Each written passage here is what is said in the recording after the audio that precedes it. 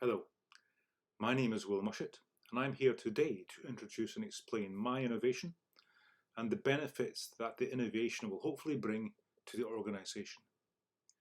Later in this presentation, I'll also explore the innovation role I can play in bringing this idea into being.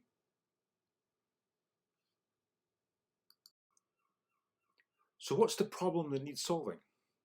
We're all used to seeing or perhaps listening to chatbot helpers on websites and telephone call centres, and I've always wondered at how effective they were at triaging the inquiries to the satisfaction of both parties. Did the customer actually engage with the chatbot? If so, was the question that they had answered to their satisfaction?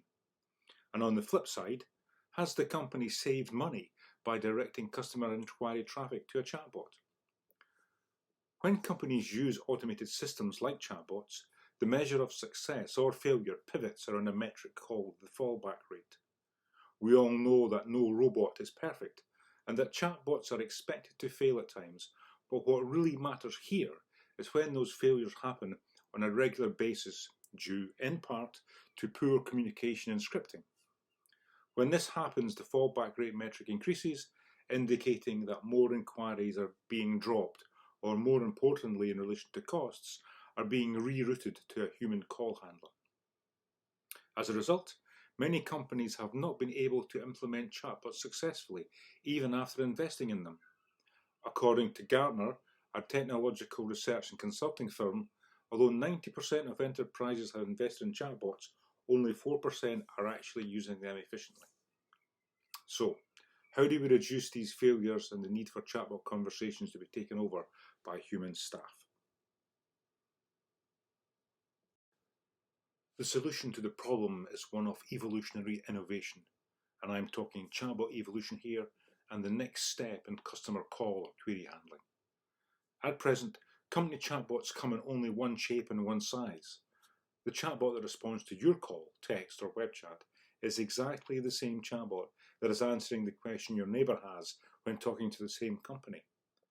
Now, in the past, call centre staff came from all ages and backgrounds. There was a diversity within the call handling community. What I'm proposing here is diversity within the chatbot community and the building of different chatbot personas.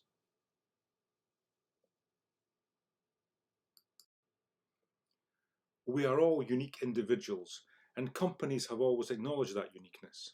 For example, in order to ensure business communications correctly inform the customer, financial services have for years used tone of voice in written correspondence based on the customer's socio-economic grades of AB, C1, C2, and DE. Where customer sales are important, marketing departments have created customer personas that are designed to exhibit the primary characteristics of different user groups. What I'm proposing here is that we take that concept of uniqueness and apply it to chatbots.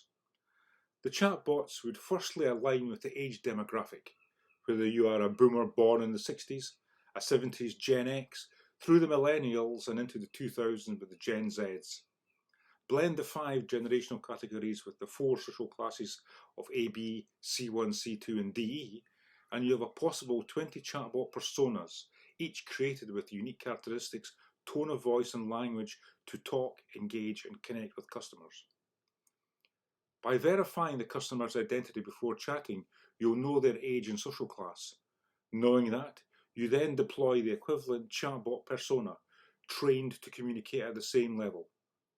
From historical data, you'll know what questions are prevalent within each of the customer classes, and each chatbot persona will be uniquely tuned to answer those types of questions, providing an almost personal service from your robotic helpers.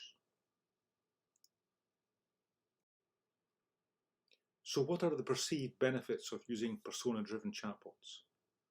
By matching up the language use, the level of formality, the use of common phrases and idioms, and the types of questions asked by the demographic groups, the persona-driven chatbot becomes expert at communicating with customers at that same level, and this will provide benefits and an improvement in service standards and also in a reduction of direct labour costs.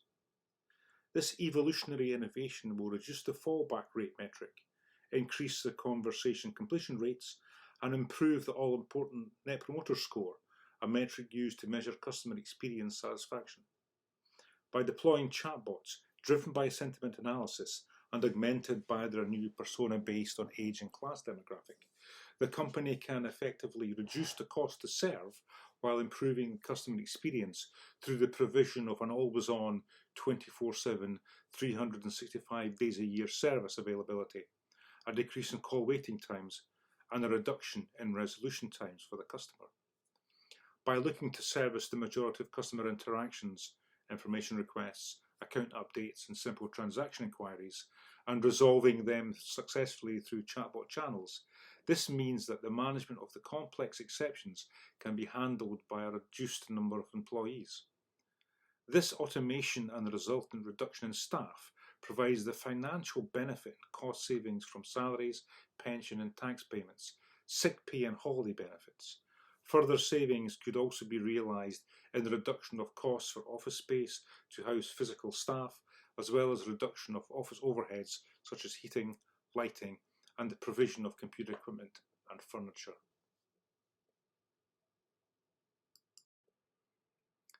Now that we've discussed the innovation idea and its possible benefits to the company, let's look at how my entrepreneurial traits, competencies, and mindset might help in the implementation of multi-persona chatbots.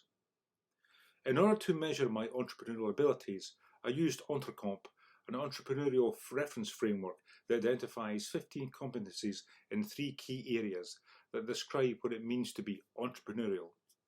The framework measures your ability on each competency against 4 progressions: foundational, intermediate, advanced and expert, and by completing an Entrecomp framework assessment, I have a subjective indication of where I score within the 15 competencies, highlighting the areas in which I excel in, and more importantly, highlighting those functions where I exhibit a lower level of proficiency, where I need to seek support or look to develop my skills. So in the area of ideas and opportunities, I rated as either advanced or expert in spotting opportunities, creativity, vision, and ethical thinking. Using these strengths, I feel I would be able to drive the development forward, looking for opportunities to create value, building the strategic vision of the multi-persona chatbot project, and also the roadmap for delivery. In addition, I feel I'm able to generate creative solutions to any issues that may present themselves during this innovation process. On the downside, although I'm able to recognise the value of an idea, I'm unfamiliar with the necessity to commercially protect it, and it's likely I'd need expert support in all aspects of intellectual property and copyright. With regards to the area of resources, this scored lowest overall within my set of competencies. I fared well in the self-awareness and motivation categories, and I'm aware that I can help others identify their own strengths and weaknesses, and also create the right climate to motivate others. But we would need to look at developing my skills with regards to some of the latter aspects, namely funding and budget, which is a real blind spot for me. In these instances, while I look to self-develop, I'd require physical support around the management of funding provision, and also with the management of budget and costs.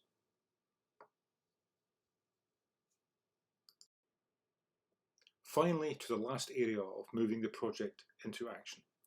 Here I scored as having advanced abilities across 4 of the competencies, being able to act independently in setting short, medium and long-term goals, and then working to achieve those goals. In addition, I feel I'm sufficiently skilled in being able to create value by teaming up with others within the digital communities to help support the development. However, from experience, my Achilles heel in this section, and unsurprisingly indicated by a lower score, is my ability to both manage and calculate the risks associated with a programme of work. It is therefore without a doubt I'd seek support from professional risk management colleagues when dealing with issues relating to uncertainty, ambiguity and risk. Steve Jobs once said, "Great things in business are never done by one person, they're done by a team of people." And I feel, in the initiation, development and implementation of the multi-persona chatbot project, although I have the necessary skills, ability and temperament to create the idea, drive the idea forward and to motivate and sell the ideas to others, I feel I'd need the support from individuals within the team who are expert in the fields of project finance, idea copyright and risk management, to supplement the areas where I don't have sufficient level of competency to ensure the project has the best chance of success. I've been Will Mushat, and thank you for listening.